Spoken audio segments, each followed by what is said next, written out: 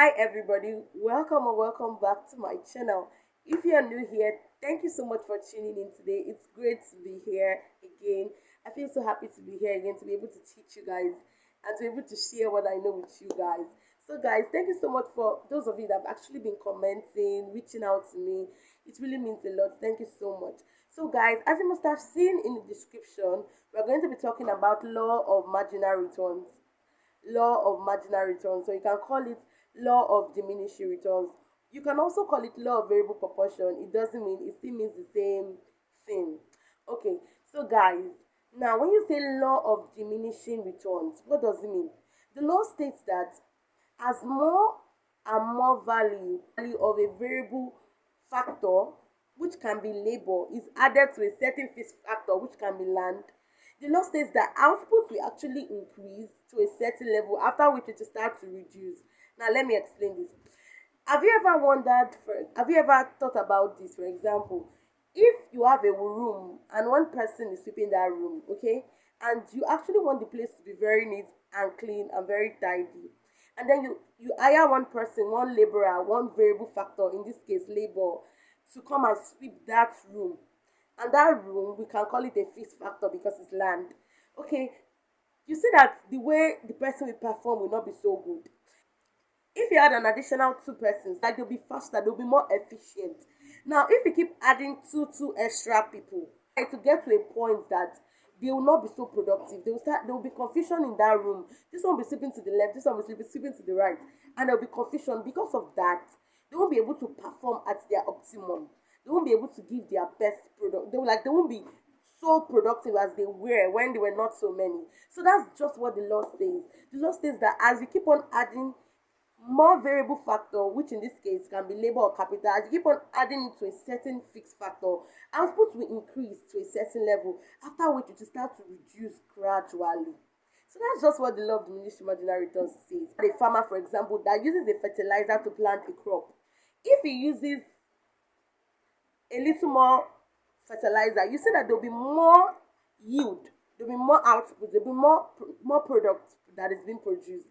If it keeps on adding more and more, you see that too much fertilizer will not be so good for the product. The for the crops, they will actually start maybe dying as a result of too much chemicals in the fertilizer. So this is where the law of diminishing marginal returns actually applies to almost every area of our lives. As you keep on adding more and more variable factor to a certain fixed factor, it will output will initially rise, but it will get to a point where it will start reducing. Alright guys, I attached another video to this video on how to calculate um total product, which can also be called total output, average product, which can also be called average output, and marginal product, which can also be called marginal output, because we cannot treat law of diminishing returns without considering those three productivity concepts. So I'll be explaining them in video that I attached. Please do well to like this video if it was helpful to you. Do well to comment down below and tell me the next topic you want me to treat. So guys, welcome back. So this is I'm going to be showing you how to calculate total product, average product, and marginal product. So I have units here, and units here is actually my variable factor. Okay, it's my variable factor. It's the unit of the product that the unit of variable factor that I have. I think I should indicate this variable factor. Okay, that's labor, the amount of labor that I used to get um a particular amount of productivity. So this unit here is representing my variable factor, which in this case is labor. Now at output 1 we have 10. The total productivity is 10. Then at output 2 we have total productivity to be 30. At output 3 we have total productivity to be 60.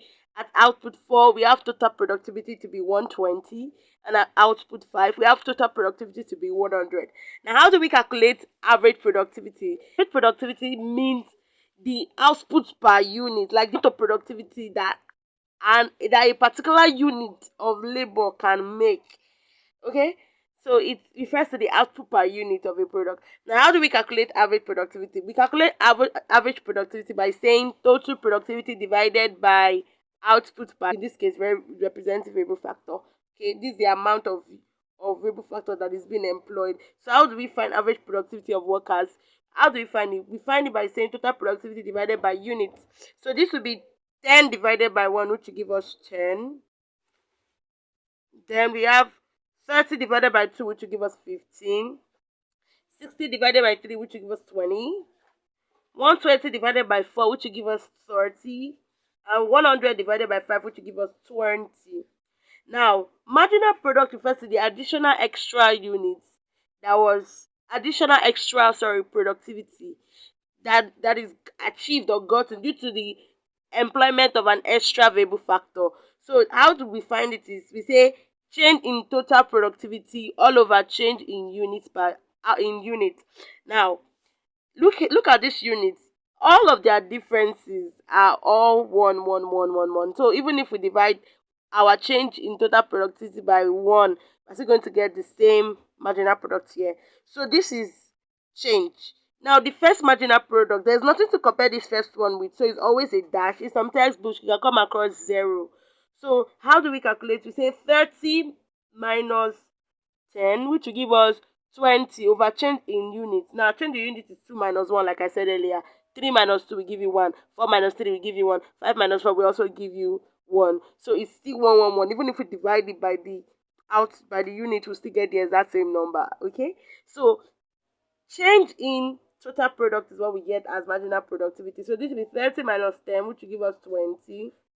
60 minus 30, which will give us 30. 120 minus 60, which will give us 60.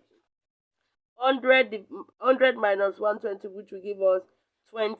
Now, like when I was explaining the law of diminishing marginal returns, I said at this point, you see the product to start to reduce. It was initially rising up until unit 4. It was initially rising up until unit 4 before it started declining, it started reducing, it started diminishing. If I had continued this, you see that this 20 will continue to reduce because more and more variable factor is being added to a fixed factor, and because of this you see that output will actually increase to a certain level, after which it will start to diminish and decrease. So that's why we have this. If you see the next one now, if this was unit 6, maybe it will be around something below 20. Okay, that's when the each return starts to set in from this output 5. Okay, all right. I hope you've been able to know how to calculate your total product, your average product, and your marginal product. And I hope you've been able to see where it starts, the total product starts to decline, starts to reduce. And then the marginal product also starts to turn to negative. So please do well to like this video, do well to comment down below, do well to share this video, and do not forget to subscribe to this YouTube channel. Alright guys, bye, and I'll see you in the next one.